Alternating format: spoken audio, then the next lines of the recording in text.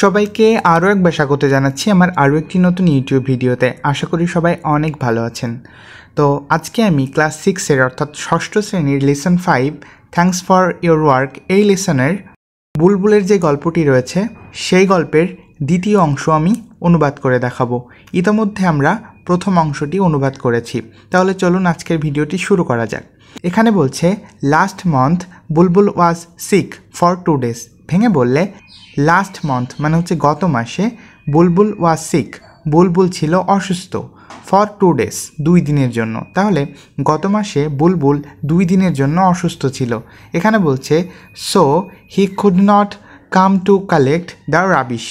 So সেই জন্য বা সেই কারণে বা তাই, হি কুড নট কাম সে আসতে পারেনি, টু কালেক্ট সংগ্রহ করতে, রাবিশ অর্থাৎ আবর্জনা, দ্য রাবিশ। তাহলে সেই জন্য সে ময়লা সংগ্রহ করতে বা আবর্জনা সংগ্রহ করতে আসতে পারেনি। এখানে বলছে the people of Shankar were in great trouble. ভেঙে বললে দ্য পিপল অফ শঙ্কর অর্থাৎ শঙ্কর এরিয়ার মানুষেরা ওয়ার ছিল, কেমন ছিল, ইন গ্রেট ট্রাবল। গ্রেট মানে বিশাল আর ট্রাবল মানে সমস্যা, তাহলে বিশাল সমস্যায় ছিল। তাহলে the people of Shankar were in great trouble, Shankar এরিয়ার মানুষেরা বিশাল সমস্যায় ছিল। এখানে বলছে they got piles of rubbish waiting in front of their houses. ভেঙে বললে দে গট পাইলস অর্থাৎ তাদের স্তূপ জমে গিয়েছিল, পাইল মানে হচ্ছে স্তূপ, তাহলে তাদের স্তূপ জমে গিয়েছিল, অফ রাবিশ অর্থাৎ আবর্জনা, তাহলে তাদের আবর্জনার স্তূপ জমে গিয়েছিল, ওয়েটিং অর্থাৎ অপেক্ষা করে, কোথায়, in front of their houses তাদের বাড়িগুলোর সামনে। তাহলে তাদের বাড়িগুলোর সামনে অপেক্ষা করতে করতে স্তূপ জমে গিয়েছিল। এখানে বলছে the whole area became dirty and unhygienic. The whole area অর্থাৎ সম্পূর্ণ অঞ্চলটি, বিকেম মানে পরিণত হয়েছিল, ডার্টি, ডার্টি মানে হচ্ছে ময়লায়, তাহলে সম্পূর্ণ এরিয়াটি ময়লায় পরিণত হয়েছিল, অ্যান্ড এবং আনহাইজেনিক এবং অস্বাস্থ্যকরে পরিণত হয়েছিল, অস্বাস্থ্যকর হয়ে গিয়েছিল। তাহলে সম্পূর্ণ এলাকাটি নোংরায় পরিণত হয়েছিল এবং অস্বাস্থ্যকর হয়ে গিয়েছিল। এখানে বলছে হোয়েন বুলবুল গট ওয়েল।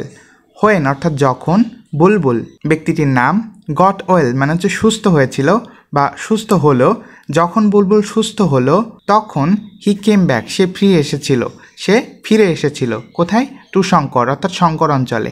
তাহলে যখন বুলবুল সুস্থ হয়েছিল তখন সে ফিরে এসেছিল শঙ্কর এরিয়াতে। এখানে বলছে he collected everything from all the bins. He collected সে সংগ্রহ করেছিল, এভরিথিং সব কিছু সংগ্রহ করেছিল, ফ্রম অল দ্য বিনস সমস্ত ময়লার বাক্স থেকে। তাহলে সমস্ত ময়লার বাক্স থেকে সে সব কিছু সংগ্রহ করেছিল। এখানে বলছে বুলবুল ডাজ নট ওয়ান্ট টু ফাল সিক এগেইন। ভেঙে বললে বুলবুল ডাজ নট ওয়ান্ট বুলবুল চায় না, টু ফাল পড়তে, সিক এগেইন আবারও অসুস্থ হয়ে। তাহলে বুলবুল চায় না আবারও অসুস্থ হয়ে পড়তে। এখানে সিক মানে হচ্ছে অসুস্থ হওয়া আর এগেইন মানে হচ্ছে আবার, তাহলে বুলবুল আবারও অসুস্থ হয়ে পড়তে চায় না। এখানে বলছে he realizes if he stops working even for a few days only, the whole area will turn into a big dustbin.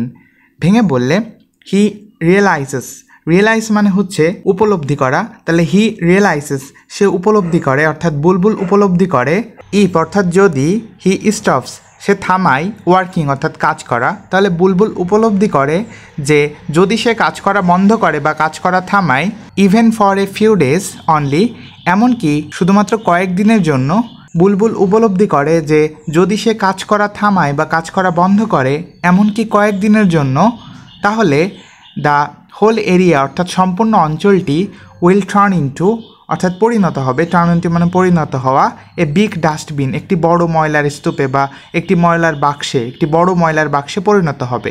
তাহলে বুলবুল উপলব্ধি করে বা সে উপলব্ধি করে যদি সে এমনকি কিছুদিনের জন্যও কাজ করা বন্ধ করে তাহলে সম্পূর্ণ এরিয়াটি বা সম্পূর্ণ অঞ্চলটি একটি বড় ডাস্টবিনে পরিণত হবে বা একটি বড় ময়লার বাক্সে পরিণত হবে।